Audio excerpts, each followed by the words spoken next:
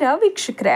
Kannada cinema ನೋಡೋರಿಗೆ, ಕನ್ನಡಿಗರಿಗೆ ಪಂಡರಿಬಾಯಿ ಗೊತ್ತಿಲ್ಲದೆ ಇರೋದಕ್ಕೆ ಸಾಧ್ಯನೇ ಇಲ್ಲ ಬಿಡಿ. ಅದು ಸಿನಿಮಾ ರಂಗ ಬೆಳೀತಾ ಇದ್ದಂಥ ಕಾಲ ಅದು. ಅಂಥ ಕಾಲಘಟ್ಟದಲ್ಲೇ ಅಭಿನಯ ಶುರು ಮಾಡಿದವರು ನಟಿ ಪಂಡರಿಬಾಯಿ ಅವರು. ಅಂದಿನ ಕಾಲದಲ್ಲಿ ಡಾಕ್ಟರ್ ರಾಜ್ಕುಮಾರ್ ಸೇರಿದಂತೆ ಬಹುತೇಕ ಎಲ್ಲ ಸ್ಟಾರ್ ನಟರ ಜೊತೆ ನಟಿಸಿದ ಹೆಗ್ಗಳಿಕೆ ಇವರದ್ದು. ವಿಶೇಷ ಅಂದ್ರೆ ಅಣ್ಣ ಅವರ ಜೊತೆ ಹೀರೋಯಿನ್ ಆಗಿ ನಟಿಸಿದ್ದ ಪಂಡರಿಬಾಯಿ ಮುಂದೊಂದು ದಿನ ಅವರ ತಾಯಿಯಾಗಿಯೂ ಬಣ್ಣ ಹಚ್ಚಿದ್ರು. ಕನ್ನಡ ಚಿತ್ರರಂಗದ ಪಾಲಿಗಂತೂ ಅಮ್ಮನೇ ಆಗಿ ಹೋಗಿದ್ರು. ಕನ್ನಡ ಮಾತ್ರವಲ್ಲದೆ ತೆಲುಗು ಸೇರಿದಂತೆ ಹಿಂದಿಯಲ್ಲಿ ನಟನೆ ಮಾಡಿ ಮನೆ ಮಾತಾಗಿದ್ರು. ಮೊದಲು ಹೀರೋಯಿನ್ ಆಗಿ ತೆರೆಗೆ ಕಾಲಿಟ್ಟ ಪಂಡರಿಬಾಯಿ ನಂತರ ಪೋಷಕ ಪಾತ್ರಗಳಲ್ಲಿ ಮತ್ತಷ್ಟು ಜನಪ್ರಿಯತೆ ಗಳಿಸಿದ್ರು. ಕನ್ನಡದ ಪಾಲಿಗಂತೂ ಟೈಗರ್ ಪ್ರಭಾಕರ್ ಜೊತೆ ನಟಿಸಿದ್ದ ಕೈತುತ್ತು ಕೊಟ್ಟಬಳೆ ಮೈ ಮದರ್ ಇಂಡಿಯಾ ಸಾಂಗ್ ಈಗಲೂ ಎವರ್ಗ್ರೀನೇ ಬಿಡಿ. ಇಂತಹ ಮೇರು ನಟಿಯ ಸೊಸೆಯೇ ಕಿರುತೆರೆ ನಟಿ ಸ್ವಾತಿ. ಕನ್ನಡ ಕಿರುತೆರೆ ಹಾಗೂ ಹಿರಿತೆರೆ ಎಲ್ಲದರಲ್ಲೂ ನಟಿಸಿ ಸೈ ಎನಿಸಿಕೊಂಡವರು ನಟಿ ಸ್ವಾತಿ. ಈಗೀಗಂತೂ ಜೀ ಕನ್ನಡದಲ್ಲಿ ಬರುವ ಗಟ್ಟಿಮೇಳ ಸೀರಿಯಲ್ನಲ್ಲಿ ಫೇವರೇಟ್ ಅಮ್ಮನೇ ಆಗಿ ಹೋಗಿದ್ದಾರೆ. ಪ್ರಿಯ ವೀಕ್ಷಕರೇ, ನಟಿಯ ಸ್ವಾತಿ ಹಿನ್ನೆಲೆ ಏನು? ಕಿರುತೆರೆ ಪಾಲಿನ ಸಂತೂರ್ ಮಮ್ಮಿ ಎನಿಸ್ಕೊಂಡಿರೋ ಸ್ವಾತಿ ಅವರು ಒಂದಷ್ಟು ಕಾಲ ಬಣ್ಣದ ಬದುಕೆ ಬೇಡ ಅಂತ ದೂರ ಹೋಗಿದ್ದು ಯಾಕೆ? ಕನ್ನಡ ಚಿತ್ರರಂಗ ಕಂಡ ಮೇರು ನಟಿ ಪಂಡರಿಬಾಯಿ ಅವರ ಸೊಸೆಯಾದ್ರೂ ಸಹ ಎಲ್ಲೂ ಕೂಡ ಹೇಳ್ಕೊಂಡಿಲ್ಲ ಯಾಕೆ? ಎಲ್ಲವನ್ನ ಹೇಳ್ತಾ ಹೋಗ್ತೀನಿ. ಅದಕ್ಕೂ ಮೊದಲು ನೀವಿನ್ನು ನಮ್ಮ ಚಾನೆಲ್ ಅನ್ನ ಸಬ್ಸ್ಕ್ರೈಬ್ ಮಾಡಿಲ್ಲ ಅಂದ್ರೆ ಈ ಕೂಡಲೇ ಸಬ್ಸ್ಕ್ರೈಬ್ ಮಾಡಿ. ಅಲ್ಲದೆ ಈ ವಿಡಿಯೋವನ್ನ ಕೊನೆಯವರೆಗೂ ನೋಡಿ. ನಿಮ್ಮ ಅನಿಸಿಕೆಗಳನ್ನ ಕಮೆಂಟ್ ಮಾಡಿ. ಪ್ರಿಯ ವೀಕ್ಷಕರೇ, ನಟಿ ಪಂಡರಿಬಾಯಿ ಒಮ್ಮೆ ಬಣ್ಣ ಹಚ್ಚಿ ಬಂದ್ರೆ ಅದೆಂಥದ್ದೇ ಪಾತ್ರ ಕೊಟ್ಟರು ಕೂಡ ಪರಕಾಯ ಪ್ರವೇಶ ಮಾಡ್ತಾ ಇದ್ರು. ಇವರ ಅಭಿನಯಕ್ಕೆ ಅಂದಿನ ಕಾಲದಲ್ಲಿ ಮಾರು ಹೋಗದವರೇ ಇಲ್ಲ ಬಿಡಿ. ಆ ಕಾಲದಲ್ಲಿಗೆ ಡಾಕ್ಟರ್ ರಾಜ್ಕುಮಾರ್ ಇವರ ಅಭಿನಯಕ್ಕೆ ಫ್ಯಾನ್ ಆಗಿದ್ರಂತೆ. ಇವರಂತೆಯೇ ಕಲಾ ಸರಸ್ವತಿ ಸ್ವಾತಿ. ನಟಿ ಸ್ವಾತಿ ಹಾಗೂ ಪಂಡರಿಬಾಯಿ ಅವರ ಸಂಬಂಧದ ಬಗ್ಗೆ ಹೇಳೋದಕ್ಕೆ ಮೊದಲು ನಟಿ ಸ್ವಾತಿ ಅವರು ಬೆಳೆದು ಬಂದ ಹಾದಿಯನ್ನ ತಿಳಿಯೋಣ.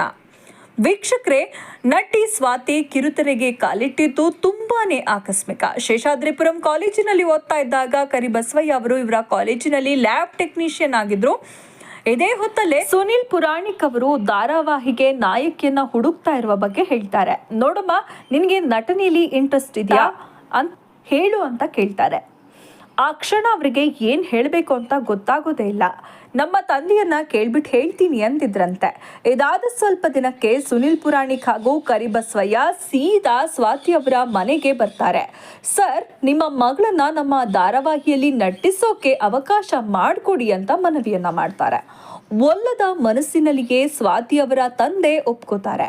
ಆದರೆ ಒಂದು ಕಂಡೀಷನ್ ಅನ್ನ ಹಾಕಿರ್ತಾರೆ. ನೋಡಪ್ಪ, ಧಾರಾವಾಹಿ ಏನೋ ಮಾಡ್ತೀರಾ, ಆದ್ರೆ ನನ್ನ ಮಗಳ ವಿದ್ಯಾಭ್ಯಾಸಕ್ಕೆ ತೊಂದರೆ ಆಗ್ಬಾರ್ದು ಅಂತ ಹೇಳಿರ್ತಾರೆ.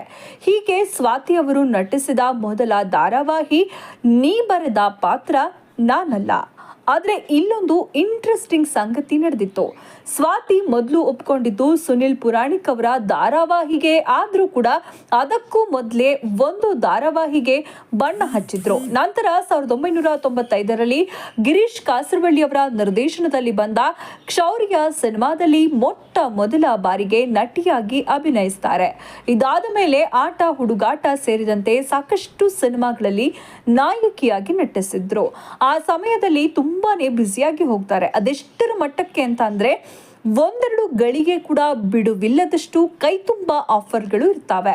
ಸಿನಿಮಾ ಜೊತೆಗೆ ಧಾರಾವಾಹಿಯಲ್ಲೂ ನಟಿಸ್ತಾ ಇದ್ದ ಸ್ವಾತಿ ಮನೆ ಮಾತಾಗಿ ಹೋಗ್ತಾರೆ. 90ರ ದಶಕದಲ್ಲಿ ಈಗಿನಷ್ಟು ತಂತ್ರಜ್ಞಾನ ಆಗ ಇರಲಿಲ್ಲ. ಆಗ ಇದ್ದಿದ್ದು ಒಂದೆರಡು ಚಾನೆಲ್, ಕಲಾವಿದರು ಕಡಿಮೆ ಕೂಡ ಇದ್ರು. ಟಿವಿಗಳು ಇದ್ದದ್ದು ಕೂಡ ಕಡಿಮೆನೆ. ಹೀಗಾಗಿ ಕಲಾವಿದರ ಬಗ್ಗೆ ಬಹುತೇಕರಿಗೆ ಪರಿಚಯ ಇರ್ತಾ ಇರಲಿಲ್ಲ. ಈಗೆಲ್ಲ ಕಾಲ ಬದಲಾಗಿದೆ. ಸಿನಿಮಾ ಧಾರಾವಾಹಿಗಳಲ್ಲಿ ಅವಕಾಶ ಸಿಗಬೇಕು ಅಂತಾನೆ ಇಲ್ಲ ಬಿಡಿ. ಅವಕಾಶಗಳನ್ನ ಕ್ರಿಯೇಟ್ ಮಾಡ್ಕೋತಾ ಇದ್ದಾರೆ. ಟಿಕ್ ಟಾಕ್, ವೆಬ್ ಸೀರೀಸ್, ಅದು ಇದು ಅಂತ ತುಂಬಾನೇ ಕ್ರಿಯೇಟಿವ್ ಆಗಿ ಥಿಂಕ್ ಮಾಡ್ತಾರೆ. ಪ್ರಿಯ ವೀಕ್ಷಕರೇ, ಹುಚ್ಚಿ ಪಾತ್ರದಿಂದ ಹಿಡಿದು ಎಲ್ಲ ರೀತಿ ಪಾತ್ರಗಳನ್ನ ನಿಭಾಯಿಸಿದವರು ನಟಿ ಸ್ವಾತಿ. ಕೊಟ್ಟ ಯಾವ ಪಾತ್ರವನ್ನು ಕೂಡ ಒಲ್ಲೆ ಅಂತ ಇರಲಿಲ್ಲ. ಚಿಕ್ಕ ವಯಸ್ಸಿನಿಂದ ಕೂಡ ಡಾಕ್ಟರ್ ಆಗಬೇಕು ಅಥವಾ IAS ಮಾಡಬೇಕು ಅಂತ ಆಸೆ ಇತ್ತು. ಆದರೆ ಅದು ನೆರವೇರಲೇ ಇಲ್ಲ. ಆ ಕನಸನ್ನ ಬಣ್ಣದ ಲೋಕದಲ್ಲಿ ನೆರವೇರಿಸಿಕೊಂಡವರು ಹೀಗೆ.